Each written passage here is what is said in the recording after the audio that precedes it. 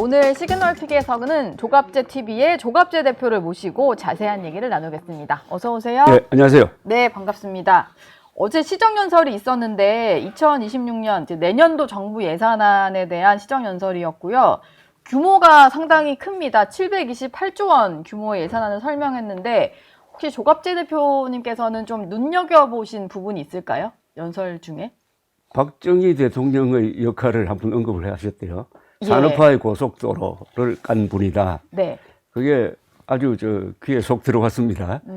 그런데 AI를 강조하는 연설이었어요. 네, AI. 그런데 예산안에 반영된 걸 보니까 700수십조 중에서 AI 부분 예산이 너무 적더라고요. 10조 원 10조 좀 정도밖에 넘죠. 안 되고 네. 그것보다는 뭐 민생 쿠폰 이런 쪽이 훨씬 더 많아가지고 과연 실천 의지가 어떻게 되느냐 네.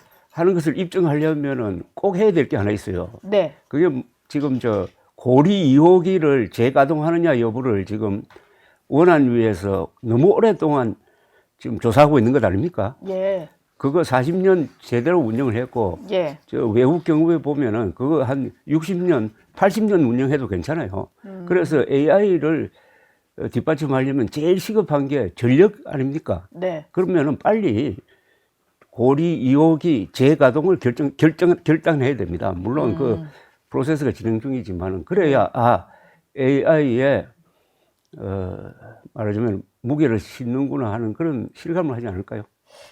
뭐 AI 강국 얘기를 하면서 좀 예산도 올해보다 내년은 3배 늘렸다라고 하지만 진정성을 그렇습니다. 보이려면 전력을 어떻게 공급할 건지 그리고 그거부터가 탈원전, 뭐 풍력 그리고 태양광으로는 절대로 AI에 필요한 추가적 전력을 확보할 수 없다는 것은 명백한 것 아닙니까? 예. 이게 저희가 생각하지도 못할 정도의 어마어마한 전력량이 필요한 거잖아요. 말씀을 듣고 보니까 그 부분에 대해서 좀 지켜봐야 될 것 같습니다. 국민의힘은 어제 추경호 의원에 대한 구속영장 청구에 좀 반발을 해서 검정색 마스크에다가 상복 차림을 하고 시정연설 불참을 했거든요. 이 결정은 좀 어떤 것 같으세요? 저는 역사 흐름에 역행한다고 봅니다. 지금 경주 에이펙이 대성공을 거두고 우리나라의 진로가 첨단 제조업과 AI를 결합시킨 글로벌 선도 국가로 간다는 비전이 하나 만들어졌거든요. 거기에 많은 국민들이 동의 내지 감동하고 있는 것 아닙니까? 네. 그런 것과 어제 한 행동은 보면은 이 계산이 안 맞아요. 지금 아마 어제 그런 행동은 일종의 뭐 민주당에는 보복 심리도 있을 것이고 장동혁 체제를 지지하는 일종의 극우 세력을 향한 어떤 행동이지 국민 전체를 위한 행동은 아니라고 생각하고 저런 스탠스를 취하면은 내년 지방선거에서 이길 수 없다고 생각합니다. 어제 그걸 보면서 박수 친 사람도 있겠지만은 박수 안 친 보수가 더 많을 것 아닙니까? 중도는 더 말할 것도 없고. 그리고 그 민주주의 파괴자라고 지금 이재명 대통령을 몰아붙였는데 아니 그렇다면은 불법 계엄을 옹호하고 부정선거 음모론을 옹호한 국민의힘은 민주주의 파괴 세력 아닙니까? 일단은 좀 분리해서 봤어야 되는데 시정연설 불참한 것은 오히려 박수치지 않는 보수가 더 많을 것이다. 그렇습니다. 이런 말씀을 주셨습니다. 그러면 좀 뭐 시정연설 불참과는 별개로요. 추경호 전 원내대표에 대한 구속영장을 내란 특검이 청구를 했잖아요. 이 부분에 대해서는 한동훈 전 대표까지 나서서 영장은 기각돼야 된다라고 하더라고요. 조갑재 대표님 생각은 어떠세요? 한동훈 대표뿐만 아니라 이준석 대표도 같은 의견입니다. 그러니까 이게 헌법에도 면책특권이 보장되어 있어요. 국회의원은. 그러니까 표결과 관련된 행위로 해가지고 국회 바깥에서 책임을 지지 않는다고 되어 있어요. 그걸 그대로 해석을 하면은 표결과 관련된 행동으로 추경호 당시 원내대표를 구속영장 청구하는 것은 헌법에 맞지 않는다고 볼 수가 있어요. 다만 하나가 이게 사안의 중대성이 있습니다. 이 사안이 불법 비상계엄이었다. 그리고 우리나라 역사상 처음으로 군대가 국회 안으로 들어왔다. 예. 그리고 선관위를 덮쳤다. 네. 이 사안의 중대성이 있습니다. 예. 이 사안의 중대성과 헌법 정신 사이에 판사가 어떤 판단을 할지 아주 델리케이트한 문제라고 생각을 합니다. 예. 예. 그러면은 이게 사안의 중대성은 있으나 어쨌든 의원 개인의 표결행위 자체는 좀 면책특권도 있는 부분이고 그렇죠. 이걸 뭐 예. 법적으로 문제 삼을 일은 아니다. 뭐 예. 이런 입장이셨습니다. 아, 그 문제 삼을 일이 아니고 예. 이것은 판사가 하나의 사례를 만들 거예요. 예. 판례에 가까운 사례를 만들 거니까 그 법리적으로 제가 델리케이트한 문제라고 생각하는데 어느 쪽에 더 기울느냐에 따라죠. 예. 예. 그제죠. 그제 윤석열 전 대통령의 재판에서 곽종군 전 사령관이랑 얘기를 예. 하는 과정에서 예. 새로운 폭로가 좀 나왔습니다. 예. 뭐 그건 좀 앞서서 이제 신지호 전 의원과도 예, 예, 얘기를 예. 했었는데 조갑재 대표님이 또 주목하신 포인트를 보니까 예. 뭐 앉자마자 폭탄주 돌렸다 이런 부분에 대해서 좀 예, 주목을 예. 하신 것 같아요. 자, 그게 예. 그날이 국군의 날 행사 끝나고 나서 아닙니까? 예. 거기에 한남동 관저에 모인 사람들이 국가 지도자 대통령과 국군 지휘부가 같이 모여버렸어요. 예. 절대 그런 자리를 만들면 안 됩니다. 기습 공격으로 한 방에 끝날 수가 있어요. 그러니까 같은 자리에 모이면 안 돼요. 군 통수권자와 군 맞습니다. 수뇌 지휘부가 한 예. 자리에 있으면 안 되는 안 됩니다. 그래서 예. 미국에는 이런 사례가 있잖아요. 미국에는 그런 국가 지도부가 모일 때 지정 생존자를 정해가지고 그 사람은 다른 곳에서 보호를 받도록 한다고. 예. 그 지정 생존자라는 유명한 영화 시리즈도 있지 않습니까? 예, 드라마 봤습니다. 그래서 저는 그 자리가 아주 이상하게 보였어요. 국가 안보 측면에서. 그리고 모여서도 안 되고 그 자리에서 술판 벌리면 안 되죠. 네. 또 그것도 보통 술이 아니고 폭탄주를 연거푸 돌렸다는 것 아닙니까? 예. 아니, 만약 주한미군이 없고 한미동맹이 없다면 그런 행동 하겠어요? 그러니까 이런 대통령부터 군 지휘관들부터 우리 안보는 미국이 다 책임진다 하니까 그런 무책임한 행동을 하는 것 아닙니까? 만약 그날 그 순간에 김정은이가 발작을 해가지고 핵미사일 발사포탄 누르려고 할 때 북한에는 말릴 사람 없어요. 한국에는 막을 방법이 없습니다. 그럼 예. 대한민국 끝나는 거 아닙니까? 국가 지도부가 소멸돼 버리는 건데. 예. 저는 그 점을 더 중요하게 여기서 앞으로 이런 문제에 대해서 매뉴얼을 만들어야 됩니다. 예. 혹시 그러니까 이게 대통령조차도 그리고 군의 어떤 이제 장성들조차도 이걸 너무 안이하게 아리하게 생각했던 거네요. 생각하고 이게 무슨 또 그날 술판을 벌리면 안 되죠. 술판이라도 간단하게 막 와인 마시는 정도가 아니라 이건 폭탄주를 연거푸 돌렸다고 대통령 입에서 나왔잖아요. 예. 그렇죠. 지금 뭐 한동훈 전 대표에게 뭐 총을 쏜다 이거는 이제 진실 공방이고 이런 말 한 적 그렇습니다. 없다는 예, 게 윤 전 대통령 측 입장인데 폭탄주 얘기는 뭐 본인이 꺼내신 거예요. 하여튼 그 자리는 앞으로 절대로 대통령 될 사람들이 또는 군 지휘관들이 그런 자리를 앞으로 만들면 안 된다 이거죠. 예. 안보상의 중대한 위기를 포함할 수 있고 왜 청와대 대통령실을 용산으로 옮기면 안 되느냐라고 군 원로들이 성명을 발표한 게 있습니다. 2022년 3월 중순인데 예. 그 논리가 이겁니다. 용산으로 가면은 대통령, 국방장관, 합참의장이 수백 메타 그 반경 안에 다 모여 있다. 적의 미사일 공격으로 예. 무력화되는 수가 있다라고 했는데 며칠 전에 보여준 그 술판이 바로 그런 자리 아니었습니까? 예. 알겠습니다. 지금 민주당에서는 재판중지법이라고 해서 이재명 대통령과 관련된 재판을 모두 중지하는 이 법안을 국정안정법이라고 명명까지 해서 추진하겠다라고 하다가 예. 대통령실에서 제동을 걸면서 일단은 이제 더 이상 안 하겠다라는 뜻을 밝혔거든요. 이걸 놓고 대통령실이 정청래 대표에게 강한 경고를 한 거다라는 해석들이 나오더라고요.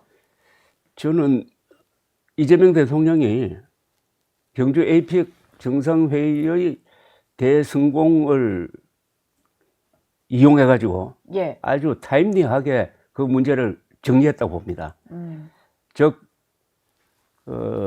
경색된 이 정치 상황의 뇌관 하나를 해체한 거예요. 예. 그러니까 재임 기간 중에서 재판받을 수 있다 하는 그 공포감 때문에 사법부 조희대 대법원장을 막 몰아붙인 것 아닙니까? 네. 그런데 그걸 어떤 식으로 정리했느냐 하면 헌법 84조를 보면은 외환 및 내란죄를 제외한 걸로는 현직 대통령은 소추되지 않는다. 예. 그 소추를 기소 플러스 재판으로 해석한 거예요. 예. 예. 사실은 이 해석은 대통령실에서만 한 게 아니고 지난 6월 초에 서울고등법원의 파기환송심 재판부가 연기하면서 헌법 제84조에 의거해서라고 했어요. 네. 그러면 이게 하나의 헌법 해석이 되어버립니다. 네. 물론 이건 최종적으로는 헌법재판소에 가서 심판받을 일이지만은 그렇게 하면은 재임 기간 중에 재판 재개가 어렵다고 봅니다, 저는. 어렵다고 보면은 앞으로 4년여 동안 이재명 대통령이 국정에 전념할 수 있지 않습니까? 예. 그런 식으로 딱 정리하니까 반사적으로 정청래 민주당의 모양이 좀 초라해져 버린 거죠. 조금 이제 그렇죠. 대놓고 소통이 잘 안 되는구나라는 게 좀 드러나 버린 상황인 것 같아요. 고단수의 카드를 꺼낸 건데 네, 그렇다면 네. 이제부터는 저 대법원 괴롭히는 거 이제 그만해야 됩니다. 이것과 연동돼 가지고 예. 그렇게 하면은 정치가 복원될 수가 있잖아요. 예. 근데 지금 그건 또 그거대로 추진하는 것 같던데요. 법원행정처 폐지라든지 사법개혁안은 저는 추진해도 힘이 예. 실리지 않을 거라고 봅니다. 이번에 이재명 대통령이 APEC 정상회담을 성공시킴으로써 상당한 그 여론의 뒷바람을 지금 받고 있지 않습니까? 예. 그러니까 갑자기 정청래 대표의 목소리가 작아진 것처럼 보이잖아요. 예. 정청래 대표는 뭐 그래서인지 어제 시정연설 앞두고 있었던 사전 환담 때 예. 대통령이랑 되게 화기애애한 모습도 연출을 예. 하고 뭐 연설이 뭐 A급이었다 뭐 이런 글도 막 올리더라고요. 근데 지금 대통령실에서는 꾸준히 좀 정청래 대표가 소통이 되지 않은 채로 막 이렇게 속도 내는 거 여기에 대한 우려를 전달한 것 같은데 앞으로는 좀 없을까요? 이런 일이? 저는 우리 정치판을 크게 보면은 정치판은 극좌와 극우는 소수화돼야 됩니다. 예. 극좌와 극우는 어느 나라에도 있어요. 그러나 그게 10% 안으로 줄어들어요. 네. 그런데 극우 세력이 지금 사실상 장동혁 대표를 밀어가지고 국힘당을 장악했잖아요. 예. 그런데 비슷한 현상이 지금 민주당에서 이루어지고 있어요. 저는 좌파 성향, 뭐 진보 성향 좋아요.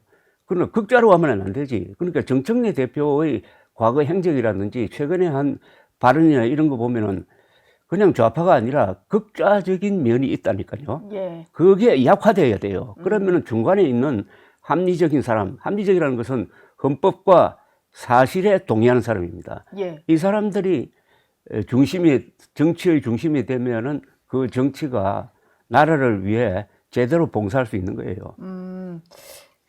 그러면은 지금 보면은 정청래 대표를 지지하는 세력도 있는 것 같고 이재명 대통령 쪽에서 조금 더 이제 정청래 대표의 자제를 요구하는 세력도 있는 것 같고 이거를 여권의 분화라고 분석하는 언론들도 있던데요. 좀 시작이 됐다라고 봐야 될까요? 저는 그렇게 되지 않을 거라고 봅니다. 이재명 대통령이 이번에 경주 APEC 성공의 여론의 뒷받침을 받고 주도권을 회복했다고 생각합니다. 아, 오히려 예. 당의 힘보다는 대통령실의 힘이 확실히 더 세졌다. 그리고 물론 민주당 안에 또 극단적인 제가 극좌적이라고 했습니다만 그런 세력이 있긴 있는데 예. 이런 큰 역사적 흐름 속에서는 소수화될 거라고 봐요. 약화될 거라고 봐요. 예. 예. 그럼 같은 맥락으로 정청래 대표의 어떤 입김이 좀 뭐 잦아들 거다, 힘이 좀 빠졌을 거다 이렇게 보시는 거네요. 예, 그렇게 보고 또 그렇게 돼야 한국 정치가 정상화되는 것 아닙니까? 아니 예. 조희대 대법원장을 몰아붙일 때 네.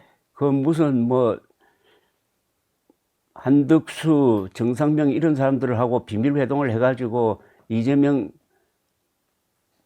후보 관련 재판을 어떻게 하기로 했다는 그런 거짓말 폭로로서 시작된 거 아닙니까? 예. 그게 거짓말이었잖아요. 네. 아니 그럼 선동하는 거 아닙니까? 그래놓고 개혁에 반대하니까 반동이라고 그랬잖아요. 예. 어떻게 여당 대표 입에서 대법원장을 향해서 반동 세력이란 말이 나옵니까? 그래서 제가 극좌라고 하는 거예요. 예. 그건 오래 못 간다 이거죠. 지금 뭐 민주당에서 재판중지법은 빠르게 철회를 하긴 했는데 좀 다른 얘기인데 김병기 원내대표 같은 경우는 이 대통령은 무죄니까 공소를 취하해야 된다 이런 주장을 좀 하고 있어요. 그것도 아마 이재명 대통령이 바라지 않는 바일 거고요. 그런가요? 예. 그러니까 지금 진행 중인 사건에 대해서 언급하면 언급할수록 이재명 대통령의 사법 리스크를 다시 불러내는 거죠. 예, 예. 오히려 이런 언급이 여당에서 안 나오기를 바랄 그러니까 간단하게 거다. 이야기하면 앞으로 4년여 동안 이재명 대통령은 재판에 신경 쓰지 않고 국정에 총력을 기울이고 거기서 성공한 대통령으로서 퇴임하면은 그 뒤에 재판이 재개되겠죠. 예. 재개되었을 때 뭐 어떻게 되겠습니까? 좀 유리한 위치에 서지 않을까요? 예. 예. 오히려 국민들의 여론이 좋은 여론이 상태에서 보호를 하는 퇴임하는 거죠. 것이 그렇죠. 보호를 해줄 것이다. 국민의 여론이 결국 국민의 보호를 받는 거죠. 예. 아니 권좌에서 물러나면은 힘이 없잖아요. 그러나 국민의 여론이 제일 좋은 방패가 되는 거 아닌가? 혹시 좀 만나신 지 몇 달 되긴 했는데요. 이재명 대통령 만나고 오셨잖아요. 예. 그때 비슷한 조언을 좀 하셨습니까? 저는 그분이 한 말 중에서 실용 중심의 외교, 예. 외교라는 게 이번에 에이펙 정상회의에서 실현이 되었고 이재명 대통령은 항상 그 표정이 밝은 사람이에요. 네. 그래서 제가 그 농담 삼아 밝은 명자가 있어가지고 그런 모양이다라고 했는데 네. 이번에 에이펙 정상회담에서 아주 최고급 유머를 구사했잖아요. 그거 아십니까? 그 시진핑 주석이 샤오미 선물 받고요. 선물 받고 한 이야기가 이거 네. 통신 보안 되는 겁니까 하니까 예. 시진핑 이야기가 주석이 이야기가 그 백도어를 한번 보세요 보십시오. 이랬잖아요, 그죠? 네. 그게 간단하지만은 그 여러 의미가 포함된 아주 최고급 유머고 이게 세계적으로 아주 유명해진 그 아닙니까? 예. 말은 간단하지만은 그 안에 또 순발력 있게 시진핑 주석이 대응을 하고 해가지고 예. 그건 아주 최고급 어떤 순발력이라고 그럴까요? 농담이라고 합니다. 예. 외교에 있어서는 좀 평가가 아주 후하신 것 같습니다. 저희가 시간이 다 돼서 마지막 질문 하나 드릴까 하는데요. 조국혁신당의 조국 비대위원장이 서울시장도 피하지 않겠다면서 내년 지방선거에 뭐 어떤 자리든 출마하겠다는 의지를 밝혔는데 그러면서도 민주당 자리는 뺏지 않겠다 그렇죠. 이렇게 얘기를 했거든요. 이게 뭐 조국 비대위원장이 지방선거에서 좀 어떤 역할을 할 수 있을 거라고 보시나요? 의미 있는 역할은 못할 거로 봅니다. 예. 작년 총선 때 민주당과 어떤 그 이해관계가 맞아서 그 정도로 의석을 확보를 했는데 그때 뭐 지민 비조 이런 게 있었으니까. 지방선거에서는 그런 공간이 없을 것이고 예. 이 전략적으로 별 가치가 없는 존재가 된 거 아닌가 하는 생각이 들고요. 다만 지역별로 어떤 전술적 무슨 가치를 민주당 입장에 있습니다. 예. 가치가 있는 존재가 되지 않을까 하는 생각이 들고 또 그 사면 복권되는 과정에서의 국민 여론도 별로 좋지 않았고 해가지고 예. 별 중요한 역할은 못할 거라고 봅니다. 아주 그냥 조그맣게 지역적으로 그냥 민주당과 어떤 그렇죠. 전술적인 전략 전술적인 같은 전략적으로는 판을 바꾼다든지 그것은 안 될 거라고 봅니다. 물론 작년 총선에서는 네. 전략적 가치가 있었죠. 알겠습니다. 조국 비대위원장 얘기까지 나눠봤고요. 조갑재 대표와는 여기서 인사 나누겠습니다. 고맙습니다. 예. 저희 영상 많이 시청해 주시고요. 좋아요, 구독, 댓글, 알림 설정 꼭 부탁드리겠습니다.